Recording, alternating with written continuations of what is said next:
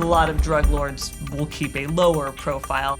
He said to himself, what's the use of being the most powerful drug kingpin in America if no one knows it? BMF would be coming into clubs in Atlanta and hit it like a wave. Tens of thousands of dollars tipped out to people. The group whose claim to fame is the phrase, making it rain. Big Meech would just plaster billboards with his face all over the city of Atlanta. The world is BMF. This black mafia family wasn't a gang.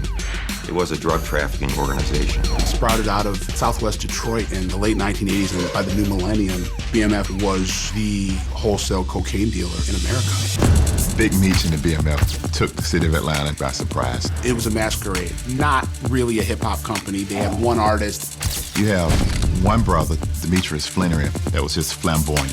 Terry is a diametric opposite. Incredibly smart, always trying to make himself invisible. There's this innocent guy just walking by. He tapped on the card. You don't touch anything that belongs to the BMF. It started with the fight behind the Velvet Room. One man was shot, another badly hurt. After the Velvet Room, people were fearful of the BMF. They had no remorse for human life. He almost begged federal law enforcement to come after him, and they came after him with reckless abandon.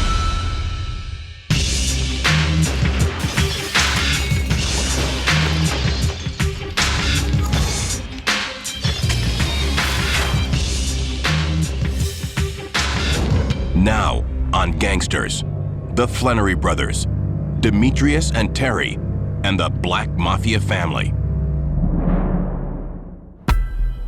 November 2nd, 2003, the man known as P. Diddy takes on the city. Sean Combs joined more than 30,000 runners through the streets of the 5 boroughs for the New York City Marathon. The rap mogul ran for charity. He raised $2 million for children's advocacy groups and New York City's public school system. 10 days later, he would be making plans for a funeral. It was a double homicide in Atlanta, 4 in the morning. It was at a club called Chaos, appropriately. Something happened that resulted in a big gun battle out back. Dozens and dozens of rounds fired off. Even though there were hundreds of people there that night, police found no credible witnesses, only 2 dead bodies and spent casings all over the parking lot. After the dust cleared, 38-year-old Anthony Jones was dead, and also 38-year-old Lamont Gertie later died at Grady Hospital. Anthony Wolf Jones was out of New York. Lamont Gertie, another guy from Brooklyn that was living in Atlanta, they both wind up dead. Anthony Wolf Jones was a known figure nationally for being the bodyguard of Sean Combs. Jones was present during one of the big cases up in New York when J-Lo and Sean Combs were a couple. I came here today just to tell the truth, so hopefully we can get down to the bottom of this. Back in 1999, Combs and Wolf Jones were indicted on gun and bribery charges after a shootout in a New York club that left 3 people wounded. They were both acquitted in the case. A jury found them not guilty of all charges. Wolf was not a guy known to back down. He's a bodyguard. He's trained to be tough, and he was tough. Authorities believe he had refused to back down in Atlanta. Wolf was this big, hard guy who was supposedly upset that a former girlfriend of his was sitting at the BMF table. BMF, Black Mafia Family. Wolf had been tossed from Club Chaos after arguing with the boss of BMF, a man known on the street as Big Meech, aka Demetrius Flannery. Wolf ended up dead, along with his childhood friend, in the back parking lot of this club. Meech ended up at the hospital, across town. Meech had been shot in the butt. And his excuse to the investigating detective was, how would I know what was going on? If I got shot in the ass, that I should tell you that I was running away.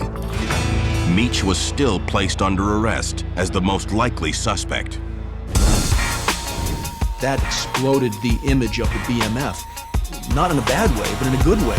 People would be wearing Free Meech t-shirts in the clubs. Like, he was a hero. At the time, authorities had no idea that they had locked up one half of the leadership of a drug-running empire. When the BMF was at its peak, they were providing coverage to most of the country in terms of the cocaine business. The amount of money that the government ended up seizing, we're talking hundreds of millions of dollars. They were a complete and utter game changer in the American underworld. As far as I'm concerned, they were a national security threat to the United States. They were two brothers from Detroit who spread their influence to both coasts. Big Meech Flannery is probably the most influential urban drug lord of the last half century. His younger brother Terry was the lesser known of the two by design. Incredibly smart. He's calculating, always thinking many steps ahead, trying to kind of make himself invisible. I don't know if the DEA had ever really seen an urban crime syndicate that had this level of territory, this level of sheer entrepreneurial spirit. I mean, this is a group that sprouted out of Southwest Detroit in the late 1980s, and by the new millennium, BMF was the unquestioned #1 wholesale cocaine dealer in America. They split up the country between them, supplying kilos of cocaine to dealers from the West Coast to the East. This wasn't a gang. It was a drug trafficking organization with all the different cities that they were supplying, with all the different people that they had working for them. They were huge. They used vehicles with sophisticated trapdoors to hide the drugs and the money. And they moved cocaine by the kilo from state to state. It takes street sense to develop the entire network. Not a lot of people can do that, but Demetrius and Terry were able to do that very quickly. They were flooding communities from the Midwest to the South, to the East, to the West with loads of cocaine and, in some cases, a great deal amount of violence.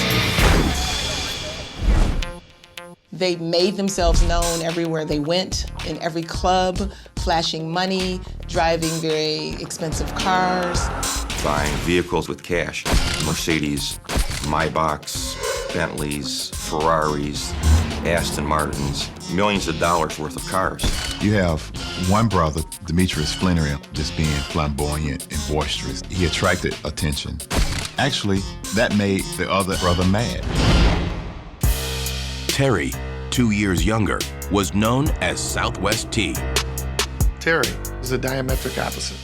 He's a regular person. If you met him, you would not associate him with being out in the streets or being involved in drugs.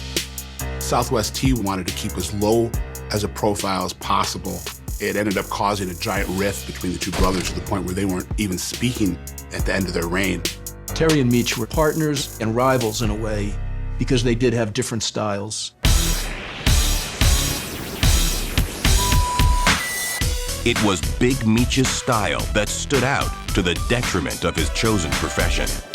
There's nothing for him to show up at a local club in Atlanta, hit the Buckhead scene, and spend $10,000 to $15,000 on a bar tab per night. He was walking into strip clubs with suitcases filled with cash and throwing it, literally making it rain. They are supposedly the group whose claim to fame is the phrase, making it rain. I think he said to himself, what's the use of being the most powerful drug kingpin in America if no one knows it? A lot of drug lords will keep a lower profile in an attempt to not get in trouble. By all accounts, including Meech's own, he flaunted his success. He was just kind of taking a stick and putting it into the tiger's cage, and that tiger's cage was federal law enforcement. To Meech, notoriety was good for business. For Terry, he felt his brother had almost started a war. Terry was upset with Meech after the shooting at Club Chaos and how it brought undue attention. Back in Atlanta, police got nothing more than stories, and even those disappeared. There was one woman described as a witness who later clammed up. Nobody would dare speak a word against this drug crew. Big Meech had what he thought was an airtight defense, a bullet hole in his backside. As far as I'm concerned, from what I know right now, I have the victim of a crime. I mean, I have somebody that's the victim of an aggravated assault.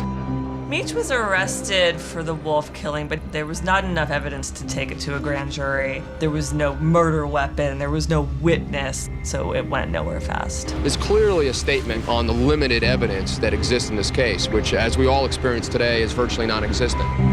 Within days, the Don of the Black Mafia family was back out on the streets, back in the clubs, back in business. He and his entourage, and they're just throwing out T-shirts, Black Mafia family T-shirts. And next thing you know, more people wearing T-shirts, and before you know it, it's just out of hand. You expect criminals to be secretive. These guys were the opposite. They were wide open.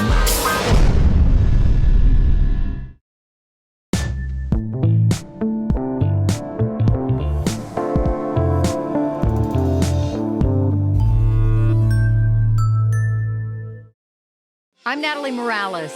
I'm Nancy O'Dell. I'm Deborah Norville. The enduring fascination with celebrities. Why are we so drawn to them? There are highs and there are lows. We're always along for the ride. On Reels, we're with you to remember the real stories. To take you behind closed doors. To expose the real celebrity. Reels, real lives, real stories, real celebrities.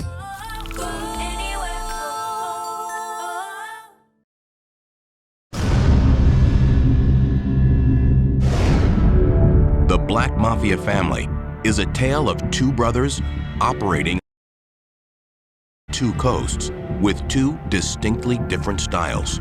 But Demetrius and Terry Flannery had more than blood and criminal behavior in common. They had Detroit.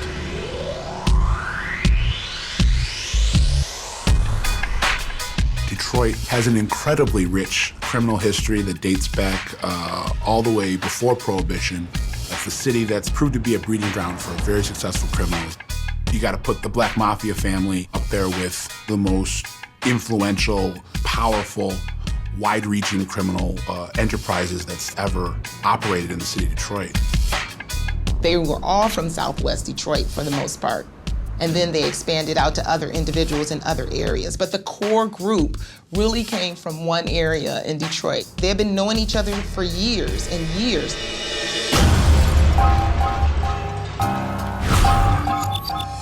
Detroit is kind of a funny city. There's east is east and west is west.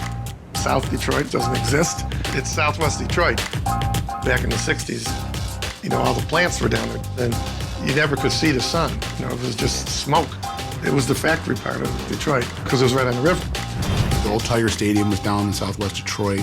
It's an area that's known to produce outstanding basketball players. The Flannery brothers played a different game, but became just as famous on the streets of the Southwest.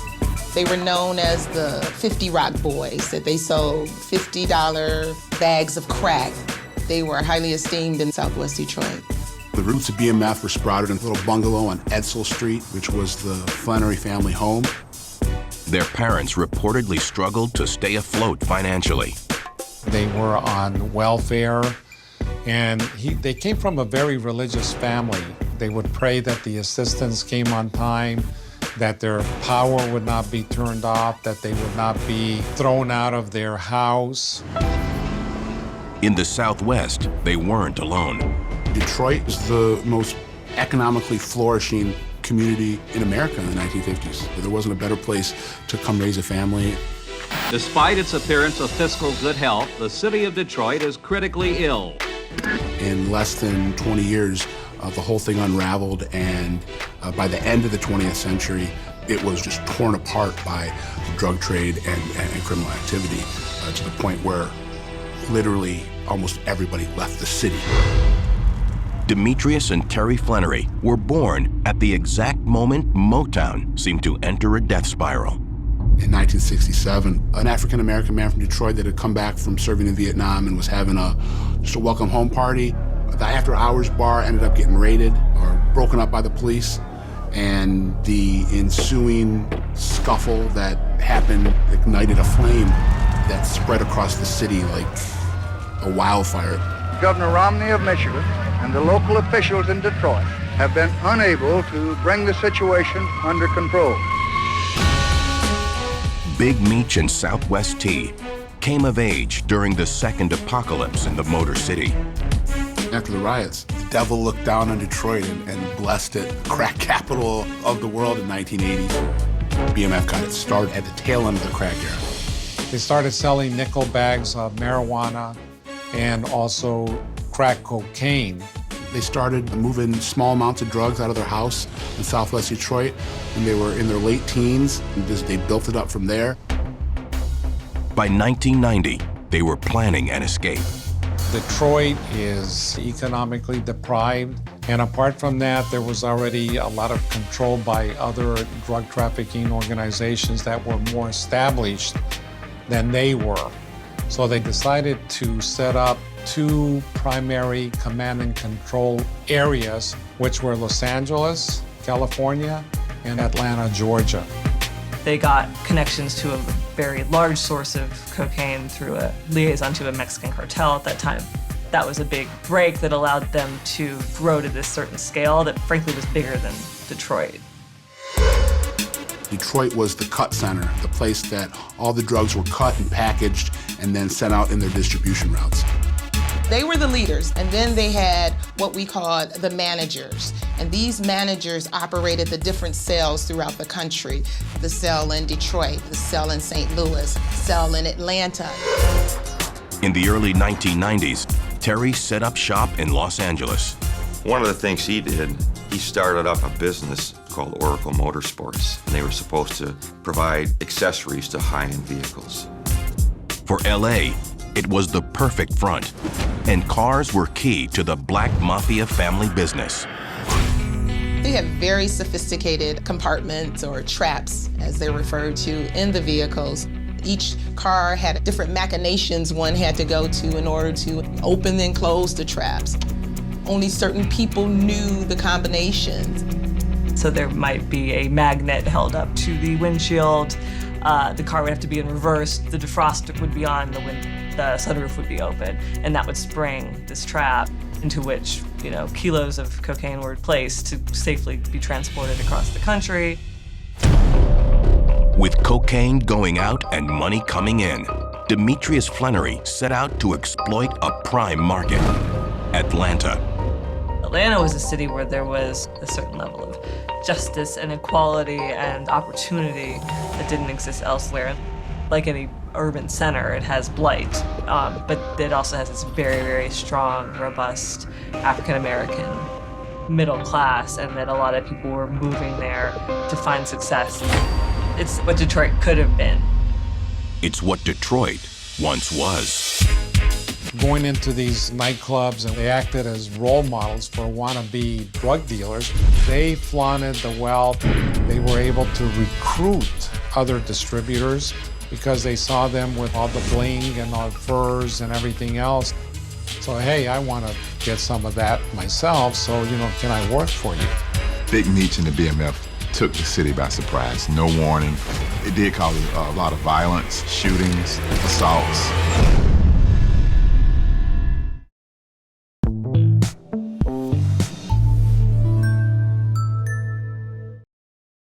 People are fascinated with famous people, but why? I want to be rich like celebrities. I think we live vicariously through them. I can't keep my eyes off of them. What is it that makes us want to know more about the people in the limelight? Oh, they make us laugh, they make us cry. It's emotional. When a celebrity dies, it's like a loved one passes. That's the power of celebrity. Real lives, real stories, real celebrities.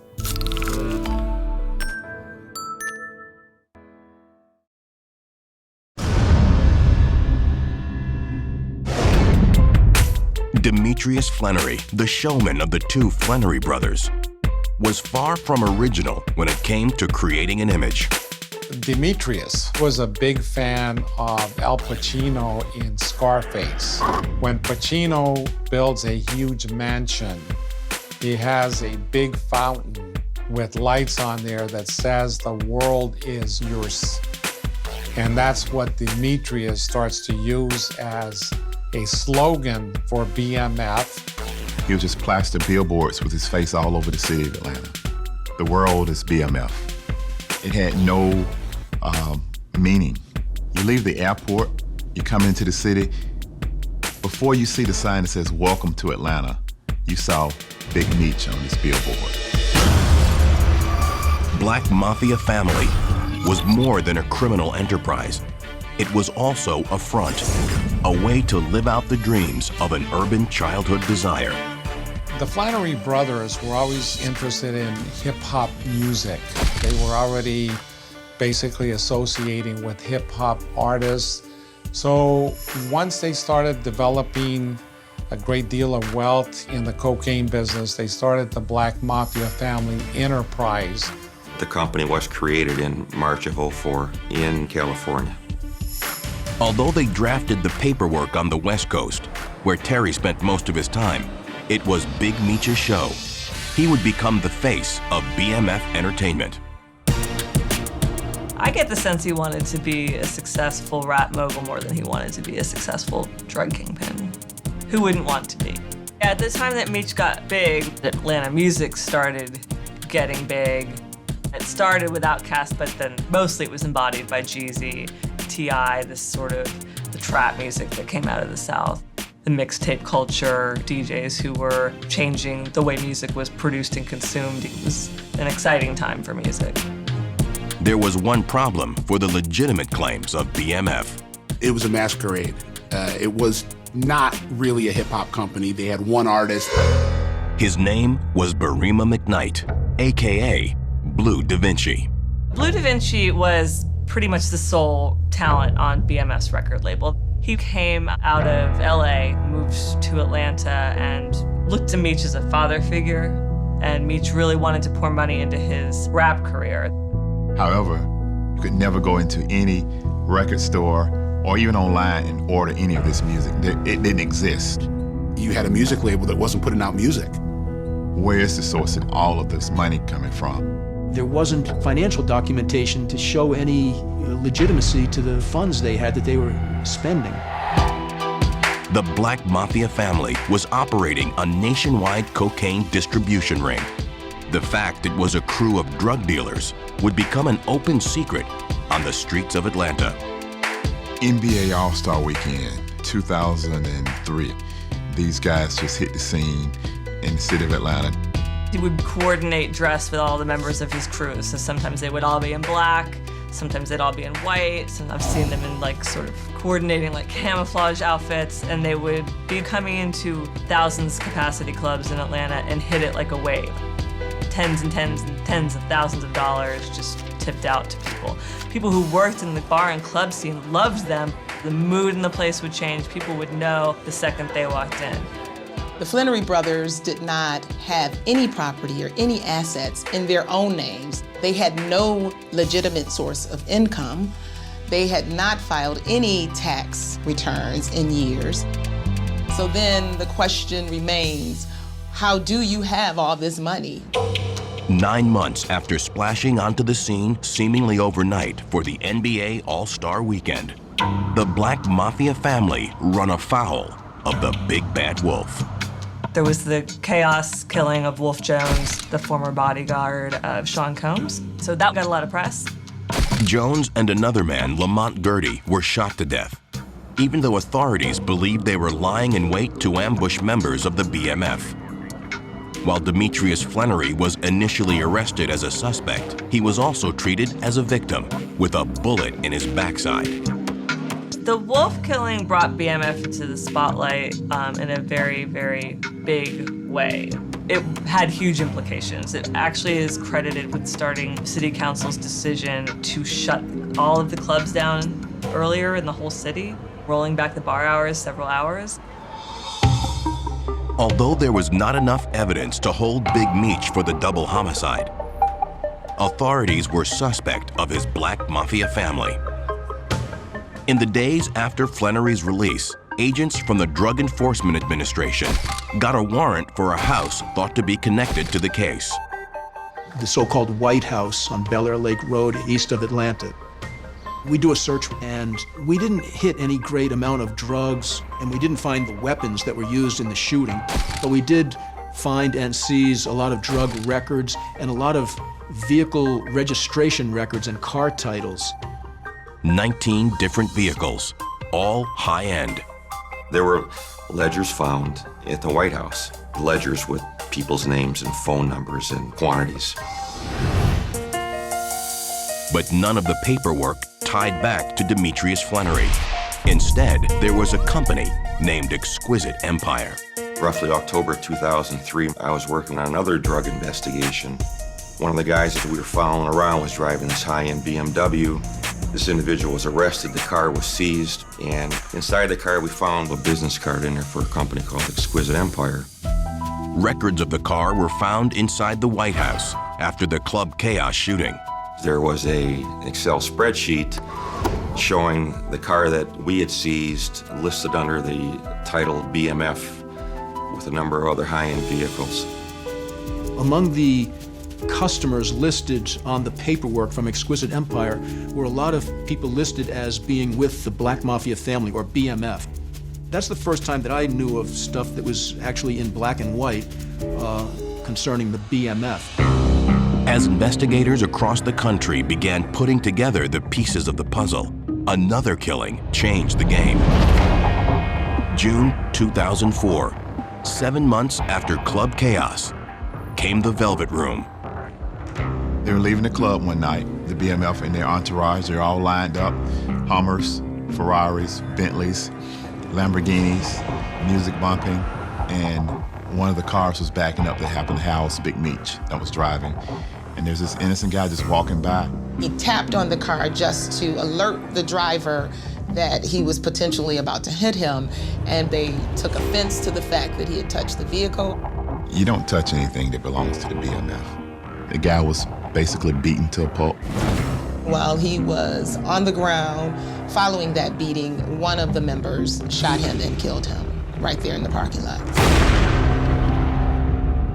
He was supposed to do famous things. He was not to die in a parking lot. A distraught mother talking about her 23-year-old son after he'd been shot to death in a Midtown parking lot. Rashonable Prince Drummond was 23 years old. I saw a photo of him, and that was etched in my memory. There was no need to shoot this guy. I mean, he was just a bloody mess and not even conscious. After the Velvet Room, their image went down. People were fearful of the BMF. They saw them as bullies. Witnesses said that they saw possibly a sports car of some type leaving the scene, but we haven't been able to get any good descriptions on anyone involved right now. Despite the fact that there were people on the street at the time of the killing, no one came forward to testify. The witnesses, as in many preceding cases to which BMF was attached, just went dead, went quiet. Like, nobody would talk about this case. We knew that Big Meech and the BMF had a high propensity for violence. They had no remorse for human life. It would be the beginning of the end. He put a giant target on his back, and he almost begged federal law enforcement to come after him, and they came after him with reckless abandon.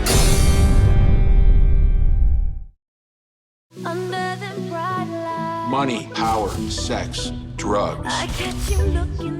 People in Hollywood think that they can get away with murder. When do you tune out a train wreck? How dare you act like such a... He is like the cat with 9 lives. He keeps coming back. She wanted to be a star. This was her time to shine. That's just the tip of the iceberg. Reels, real lives, real stories, real celebrities. Reels Channel is an independent, family-owned network providing great entertainment. Reels is available on cable and satellite systems nationwide, with full episodes streaming on Reels Now and on demand through mobile apps and other connected devices. To find out more about Reels, go to Reels.com.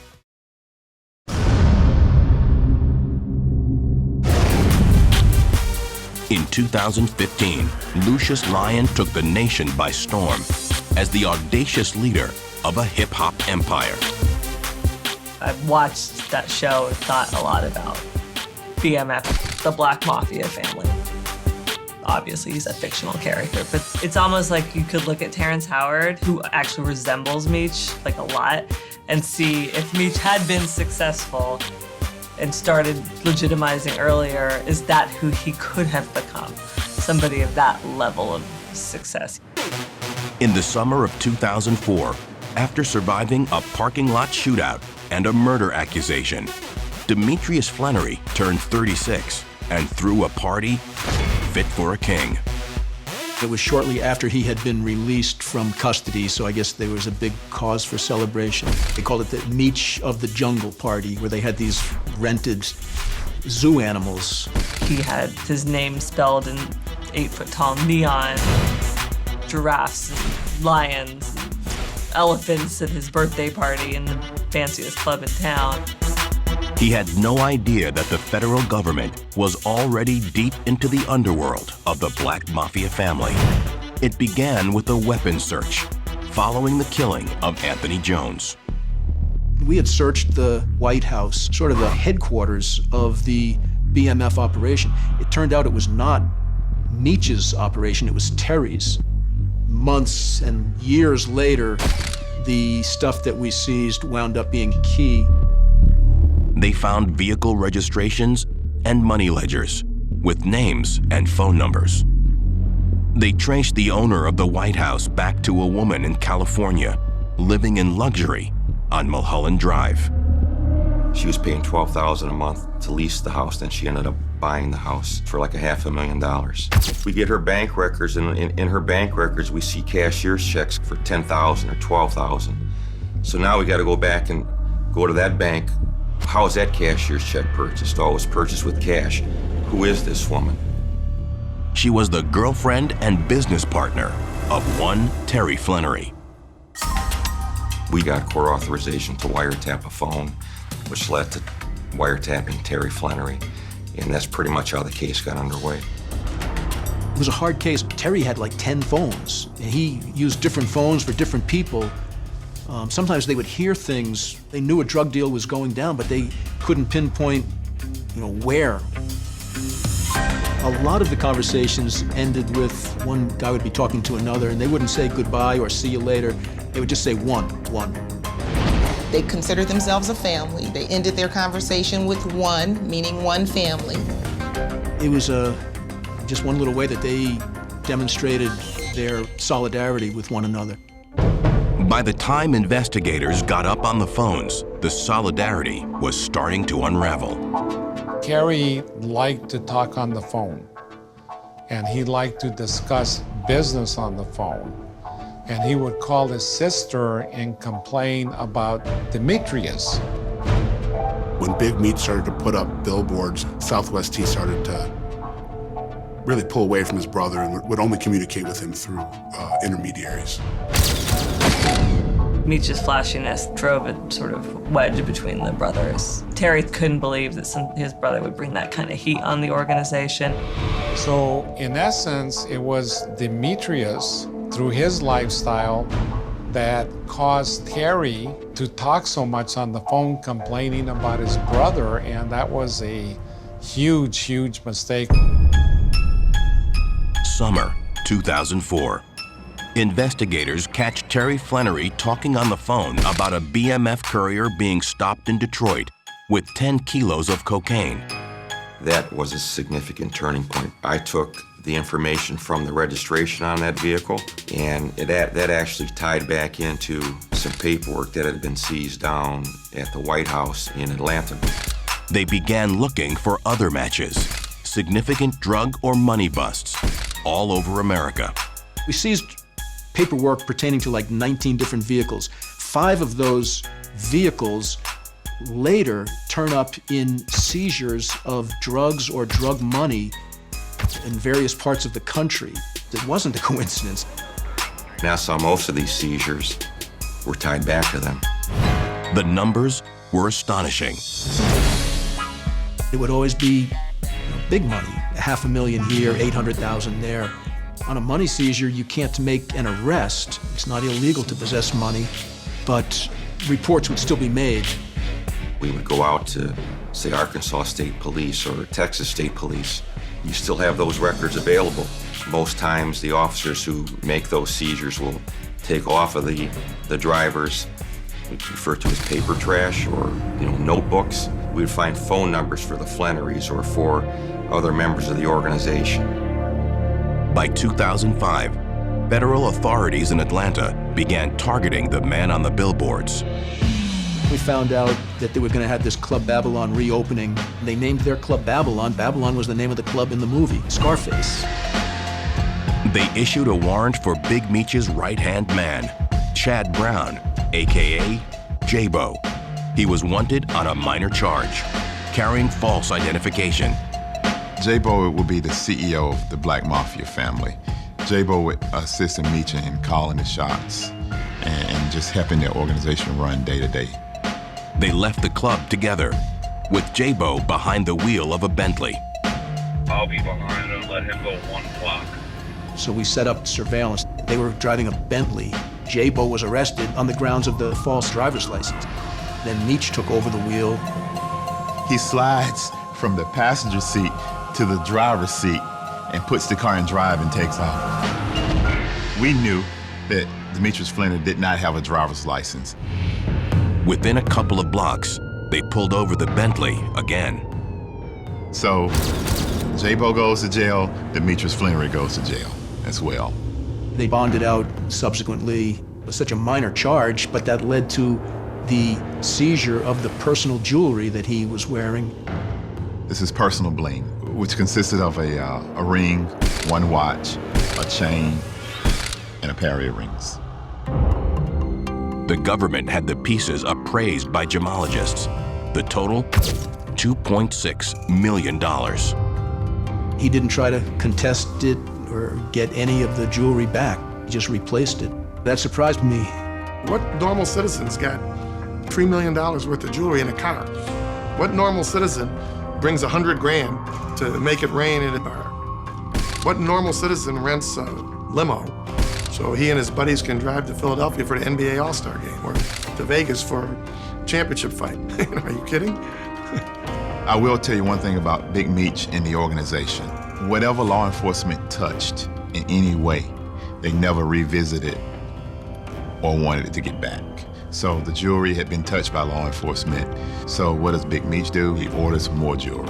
The cars that were impounded, they take them, turn them back over to the lien holder. You execute a search warrant at a house, they just abandon it. They don't go back. When you believe you're running an empire, you don't have to go back. It had been ongoing for at least 15 years. We at Ledger's tying drugs and money, people. We just kept building and building until we reached the top.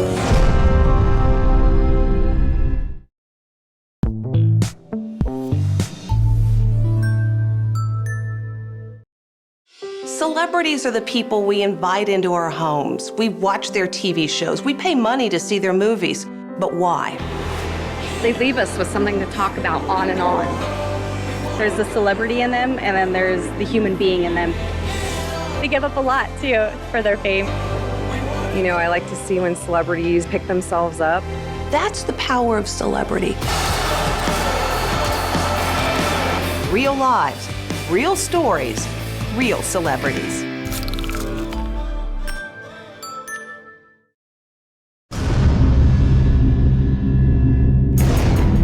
May 2005. Singer Bobby Brown was holding court on his birthday at a trendy restaurant in Atlanta, a place called Justin's, owned by Sean Combs. Bobby Brown's whole family was there. Bobby was singing, performing at the club, and somehow there was some kind of scuffle in the crowd. A young man was stabbed, seriously hurt. 21-year-old Shane Brown was stabbed in the face and neck. Doctors believed the weapon was an ice pick. Witnesses identified the person with the knife who did the stabbing as a guy known as Baby Blue. Baby Blue's real name was Marquis Dixon.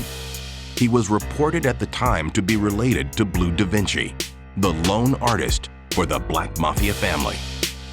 He was a BMF guy. Some people said he was the brother of Blue Da Vinci. They weren't actually brothers, but they were both from Los Angeles. They were pretty close friends. Dixon would be found dead of a gunshot wound the next year. It was very hard for investigators to get insight into BMF because, unlike with a lot of other operations, they didn't have an insider. They didn't have somebody right up in there undercover. They caught a break when they collared the O-Dog. There was a guy arrested. His name was Omari McCree. O-Dog. If there was cocaine on Boulevard, it was coming from O-Dog. O-Dog, in turn, would be getting this cocaine from the BMF. McCree was picked up in November of 2004, but quickly released.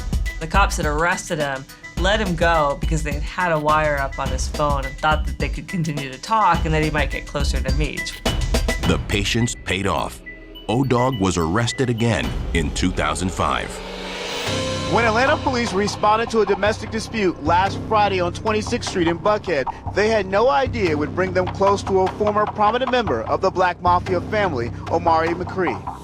Omari gave a statement to police. They asked him, who's the boss? He said, the boss is Meech. Can I go free now? Thinking it would just get him off the hook, and he did not go free. McCree did say Meech is the boss, and I work for Meech. That was the first time we had ever heard someone that close in the organization and that powerful to say Demetrius Flannery. O-Dog was set to face a jury trial of his own for trafficking cocaine. On the day opening arguments were set to begin, he pleaded guilty. 2 months later, the U.S. government began sweeping indictments against the Black Mafia family.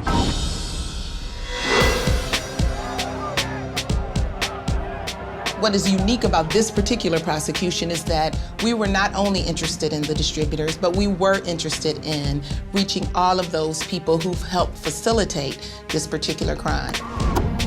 October 2005, Demetrius and Terry Flannery are charged with running a continuing criminal enterprise. If the allegations are true, the self-named Black Mafia family is involved in the kind of things that can tear families apart. DEA alleges brothers Terry and Demetrius Flannery are founders who began their drug trafficking careers selling crack in the mid-'80s. Meech was found first in Frisco, Texas, outside of Dallas. And when Meech was arrested, there were weapons in the house. Terry Flannery was arrested in a house in St. Louis that was used to process cocaine, distribute cocaine. We executed a number of search warrants all over the country. All of this evidence that was gathered, it just put pieces of the puzzle together. The evidence showed that the brothers had been in business at some level for at least 15 years. The idea that you could run a high-powered crime syndicate, drug dealing empire for longer than 5 or 10 years, I mean, it's the exception rather than the rule. It's an anomaly. The money judgment in the indictment was for $270 million, and that in part was based on what we estimated the amount of cocaine they sold during the course of this conspiracy. That may have just been the tip of the iceberg. Over the next several years, more than 150 individuals would be targeted with indictments related to the Black Mafia family. This prosecution team was committed to go after everybody, and that includes people who facilitated them in the way that Jacob the jeweler did. Jacob Arabo was known as the man who made the bling throughout the high-end world of hip-hop. He was indicted for money laundering in connection with the Black Mafia family, taking cash for jewelry without reporting it to the IRS. He was arrested and, off to jail he went. Arabo would later admit to lying to investigators. The money laundering charges were dropped, but he spent 2.5 years in prison. By making those who facilitated by either turning a blind eye or either knowingly doing it, making them also suffer the consequences. We believed it would remove the lure of this particular crime. That's what we were committed to doing. Once the brothers were arrested, they were put into separate facilities. They were blaming each other.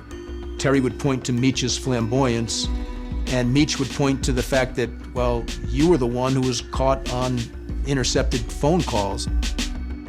The ironic part of that, the quote-unquote cautious one, was the one that was caught on all the wires, the one that was saying all the most incriminating stuff. The brothers themselves remained silent towards each other and towards the government.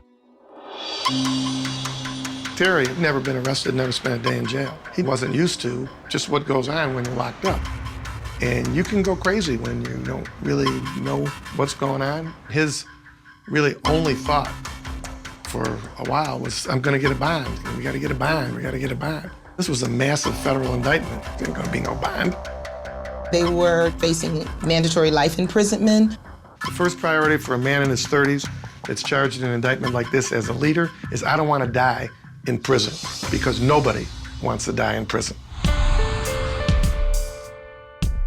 Demetrius Big Meech Flannery pleaded guilty to running a continuing criminal enterprise on November 19, 2007, more than 2 years after he was locked up. Meech agreed to try to help convince his brother to plead guilty. They hadn't really had much contact and were not friendly with each other at this point in time. There was a face-to-face meeting at the courthouse that was apparently heard out in the hallways. I was in Detroit anticipating a 3 to 4 month trial, and then Terry thought better of it and came back and pleaded. But the federal agents could not convince either brother to turn against the other, despite the bad blood the brothers had for each other. Their motto was death before dishonor. I guess the biggest dishonor of all was to cooperate with law enforcement. On September 12, 2008, the Flannery brothers shared another common bond. Each was given 30 years of hard time. There's not a lot of success stories that come out of this world, and with the cartels as advanced as they are now and as entrenched in American cities as they are now, the game has totally changed. BMF was a middleman, and that's not necessary anymore. So it might be that they were the last of this dying breed of drug organizations. Big Meech said there's never been a group like this ever before, and after we're gone, there will never be a group like us ever again. And maybe it's true.